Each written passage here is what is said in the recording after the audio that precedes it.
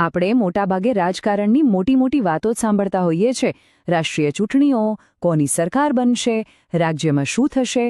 પણ સાચું કહું તો લોકશાહીની અસલી કસોટી તો જમીન પર થાય છે, એક એક મત વિસ્તારની અંદર. આજે આપણે એવા જ એક વિસ્તાર રાપરની વાત કરવાના છીએ. અને સમજી લેજો, આ ખાલી એક ચૂંટણીનું વિશ્લેષણ નથી, આ તો શાસન માટે ડેટા એન્જિનિયરિંગ શું છે એ સમજવાનો એક પ્રયાસ છે. આ જુઓ, કચ્છના વિશાળ રણની એકદમ કોર પર આવેલો આ વિસ્તાર છે રાપર. અહીંની ધરતી જેટલી કઠોર છે ને, એટલા જ અહીંના લોકો મજબૂત મનોબળવાળા છે.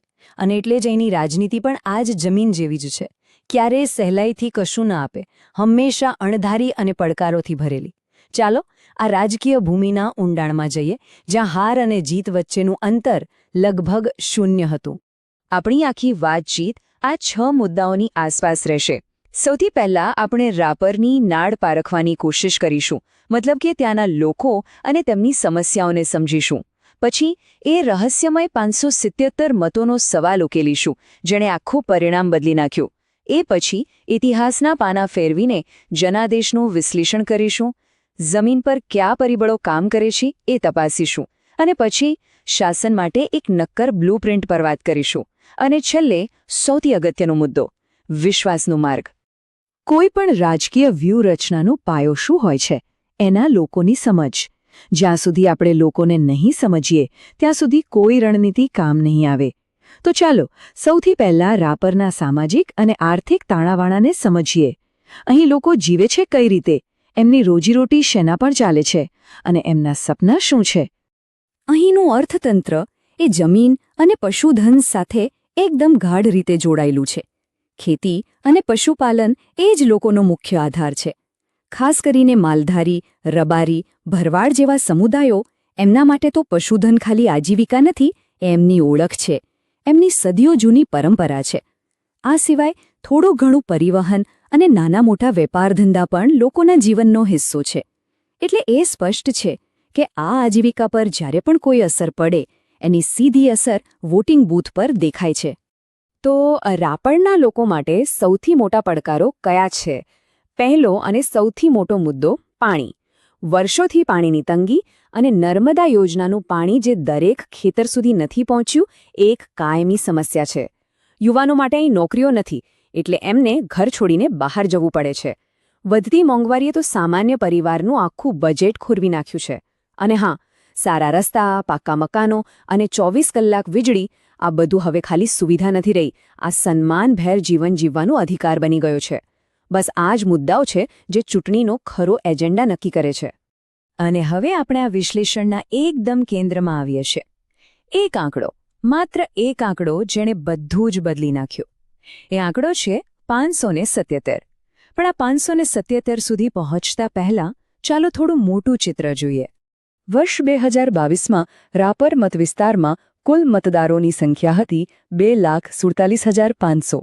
આ એક બહુ મોટો આંકડો છે. આ દરેક વ્યક્તિ જનાદેશનો એક ભાગ બનવાની પૂરી ક્ષમતા ધરાવે છે. પણ આટલા બધા મતદારોમાંથી વોટ આપવા કેટલા લોકો આવ્યા? માત્ર 58.6%. આનો સીધો મતલબ એ થયો કે લગભગ 41% લોકોએ મતદાન કર્યું જ નહીં. લોકશાહીમાં આજે ઉદાસીનતા છે ને, એ ઘણીવાર પરિણામો પર બહુ ઊંડી અસર કરી જાય છે. જે લોકો ઘરે બેસી રહ્યા, એમનું એ મૌન મત કોના પક્ષમાં કે વિરોધમાં ગયો, એ હંમેશા એક મોટો સવાલ રહી જાય છે. અને હવે એ આંકડો જેણે ઇતિહાસ રચી દીધો, 577. બસ આટલું જ અંતર હતું જીત અને હાર વચ્ચે. લગભગ 1.5 લાખ લોકોએ મત આપ્યો, અને એમાંથી ફરક પડ્યો માત્ર 577 મતોનું. અને બીજી રીતે સમજીએ તો, જો માત્ર 289 મતદારોએ પોતાનો વિચાર બદલીને બીજી બાજુ મત આપ્યો હોત, તો આજે પરિણામ કંઈક અલગ જ હોત. આ બતાવે છે કે એક એક મતની કિંમત શું હોય છે. જરા ચાર્ટ પર નજર નાખો. ભાજપને મળ્યા 46.17% મત અને કોંગ્રેસને મળ્યા 45.77%. મતનો તફાવત કેટલો? 0.5% કરતાં પણ ઓછો. રાજકીય વિશ્લેષણની ભાષામાં આને સ્ટેટિસ્ટિકલ ટાઈ કહેવાય. આને કોઈ સ્પષ્ટ જનાદેશ ન કહી શકાય. આ તો એક સંકેત છે કે મતદારો સ્પષ્ટપણે વહેંચાયેલા હતા, અને બંને પક્ષો માટે આમાં એક મોટો સંદેશ છુપાયેલો હતો. આ 577 મતોનું જે પરિણામ આવ્યું, એ કોઈ એક દિવસની ઘટના નથી. એ તો રાપરના રાજકીય ઇતિહાસની એક લાંબી કહાનીની નવી કડી હતી. હકીકત એ છે કે આ મત વિસ્તારની તાસીર જ અસ્થિર રહી છે. ચાલો થોડું ભૂતકાળના આંકડાઓ પર નજર ફેરવીએ. આ ટેબલ જો, આ બહુ રસપ્રદ છે. 1998થી લઈને 2022 સુધી 7 ચૂંટણીઓ થઈ અને લગભગ દરેક ચૂંટણીમાં રાપરના મતદારોએ શાસક પક્ષને બદલી નાખ્યો છે. એકવાર ભાજપ તો બીજી વાર કોંગ્રેસ, ફરી ભાજપ, ફરી કોંગ્રેસ. આ એક પેટર્ન બની ગઈ છે. આ શું બતાવે છે? એ બતાવે છે કે રાપર કોઈ એક પક્ષનો ગઢ નથી. અહીંના મતદારો કોઈ પક્ષ પ્રત્યે વફાદાર નથી. એ કામગીરીને વધુ મહત્વ આપે છે. આનો સીધો અર્થ એ છે કે અહીં કોઈ પણ પક્ષ જીતને પોતાની માનીને બેસી શકે નહીં. જનાદેશ કાચની જેમ નાજુક છે. મતદારોનો એક નાનકડો વર્ગ પણ જો નારાજ થઈ જાય તો આખી બાજી પલટાઈ શકે છે. અને 2022નું પરિણામ તો એનો જીવતો જાગતો પુરાવો છે કે અહીં નાનામાં નાનો ફેરફાર પણ નિર્ણાયક સાબિત થાય છે. અને સાંભળો, જ્યારે જનાદેશ આટલો નાજુક હોય ને ત્યારે જાહેર જીવનમાં ગૌરવ અને જવાબદારીનું મહત્વ અનેક ગણું વધી જાય છે. લોકશાહીનો અર્થ ખાલી મત આપવો નથી. એનો અર્થ છે તંદુરસ્ત ચર્ચા, વિચારોનું આદાન-પ્રદાન અને એકબીજાના મંતવ્યોનો આદર કરવો.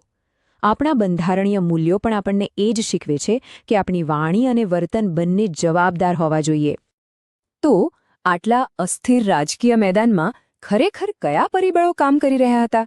યાદ રાખો, કોઈ પણ ચૂંટણીનું પરિણામ ખાલી ઉમેદવાર કે પક્ષના કારણે નથી આવતું. એની પાછળ ઘણા બધા કારણો હોય છે. ચાલો પક્ષની અંદરની શક્તિઓ અને નબળાઈઓ અને બહારની તકો અને ખતરાઓનું ઊંડાણપૂર્વક વિશ્લેષણ કરીએ. દરેક પક્ષની પોતાની તાકાત અને નબળાઈઓ હોય છે. અહીં પણ એવું જ હતું.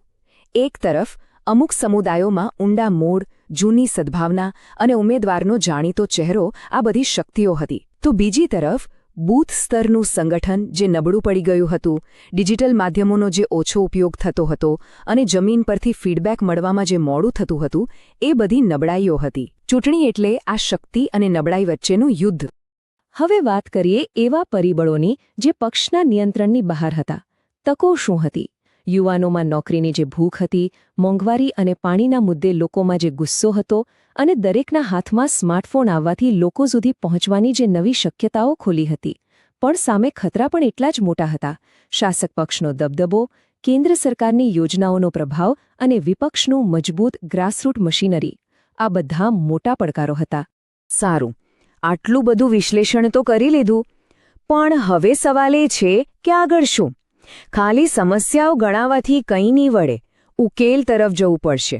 તો અહીં એક વ્યવસ્થિત માળખું છે, એક બ્લૂપ્રિન્ટ, જે વ્યૂહરચનાને નક્કર પગલામાં કેવી રીતે ફેરવવી એ બતાવે છે.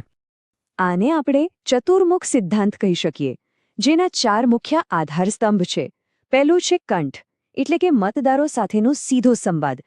પાટીદાર, રબારી, માલધારી જેવા મુખ્ય સમુદાયોના મુદ્દાઓને સમજીને તેમની ભાષામાં વાત કરવી. બીજું છે કાય, એટલે કે પક્ષનું શરીર, એનું સંગઠન, બૂથ સમિતિઓને મજબૂત કરવી અને કાર્યકરોને યોગ્ય તાલીમ આપવી. ત્રીજું છે વાર્તા, એટલે કે એકદમ સ્પષ્ટ સંદેશ, વધુ પાણી, સારી વીજળી અને પાકી નોકરીઓ. બસ આ જ સંદેશ લોકોના મગજમાં ઉતારી દેવાનો. અને ચોથું અસ્ત્ર, એટલે કે સંસાધનો, ફંડ, સામગ્રી અને સમર્થનનો ક્યાં અને ક્યારે ઉપયોગ કરવો, એની પાકી યોજના. અને આ સિદ્ધાંતને અમલમાં મૂકવા માટે એક સમયસરની યોજના હોવી જોઈએ. જેમ કે ચૂંટણીના 90 દિવસ પહેલાં જ ઊંડાણપૂર્વક સર્વે અને બૂથના કાર્યકરોનું મેપિંગ શરૂ કરી દેવું. 60 દિવસ બાકી હોય ત્યારે ડોર ટુ ડોર પ્રચાર અને નાની નાની રેલીઓ પર જોર આપવું. 30 દિવસ પહેલાં મોટા કાર્યક્રમો અને ડિજિટલ પ્રચારથી માહોલ બનાવવો. અને છેલ્લા અઠવાડિયામાં બસ એક જ કામ, મતદાન વધારવું, ખોટી અફવાઓનો જવાબ આપવો અને પોલિંગના દિવસનું માઇક્રો મેનેજમેન્ટ કરવું. એક વાત હંમેશા યાદ રાખવી જોઈએ, ચૂંટણી જીતવી એ અંત નથી, એ તો ખરી શરૂઆત છે. શાસનનો અસલી પડકાર તો પરિણામ જાહેર થયા પછી શરૂ થાય છે. અને 577 મતોનો જનાદેશ એ કોઈ સત્તાનો પરવાનો નથી, એ તો ખભા પર આવેલી એક મોટી જવાબદારી છે. તો હવે સવાલ એ છે કે લોકોનો વિશ્વાસ કેવી રીતે જીતવો અને એને જાળવી કેવી રીતે રાખવો? વિશ્વાસ કમાવવા માટે 3 સ્તર પર એક સાથે કામ કરવું પડે. પહેલું, ઉમેદવાર. એણે સતત લોકોની વચ્ચે રહેવું પડે, એમની ફરિયાદો ધીરજથી સાંભળવી પડે અને સ્થાનિક મુદ્દાઓને પોતાનો અવાજ આપવો પડે. બીજું, નેતૃત્વ. પક્ષના મોટા નેતાઓએ સતત સમર્થન આપવું પડે અને બૂથ મેનેજમેન્ટ માટે જે પણ જરૂર પડે એ પૂરું પાડવું પડે. અને ત્રીજું, ડિજિટલ. આજના જમાનામાં વોટ્સએપ જેવા માધ્યમોથી ખોટા સમાચારોનું તરત જ ખંડન કરવું અને સાચી માહિતી લોકો સુધી પહોંચાડવી એ ખૂબ જરૂરી છે. અને જુઓ, જ્યારે આપણે ડિજિટલ માધ્યમોને ડેટાની વાત કરીએ છીએ ત્યારે ગોપનીયતાના અધિકારને ક્યારેય ભૂલી ન શકાય. દરેક નાગરિકની અંગત માહિતી ખૂબ જ મૂલ્યવાન છે.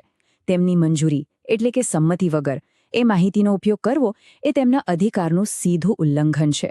ભારતનો કાયદો પણ સ્પષ્ટપણે કહે છે કે લોકોની અંગત માહિતીની સુરક્ષા કરવી અને તેમની સંમતિનું સન્માન કરવું એક નૈતિક અને કાનૂની બંને જવાબદારી છે. તો અંતે આપણે ફરી એ જ મૂળભૂત પ્રશ્ન પર પાછા આવીએ છીએ. 57-77 મતોની જીત એ વાસ્તવમાં કોઈની જીત નથી. એ તો જનતા તરફથી એક સંકેત છે કે એમને વાતચીત કરવી છે, સંવાદ કરવો છે. આ એક પડકાર છે કે શાસને એ 45.77% લોકોને પણ ધ્યાનથી સાંભળવા પડશે જેમણે વિરોધમાં મત આપ્યો હતો. આ સંવાદ આગામી 5 વર્ષ સુધી જીવંત કેવી રીતે રાખી શકાય એ જ સાચી લોકશાહીની સૌથી મોટી કસોટી છે. જો તમે લોકો કેન્દ્રિત નેતા બનવા અને તમારા મત વિસ્તારનો ઉત્કર્ષ કરવા માંગતા હો તો blueprintstrategies.ai નો mgr@blueprintstrategies.ai પર સંપર્ક કરો અથવા 0800 404 1602 પર કોલ કરો. રાજકારણથી પરનો હેતુ.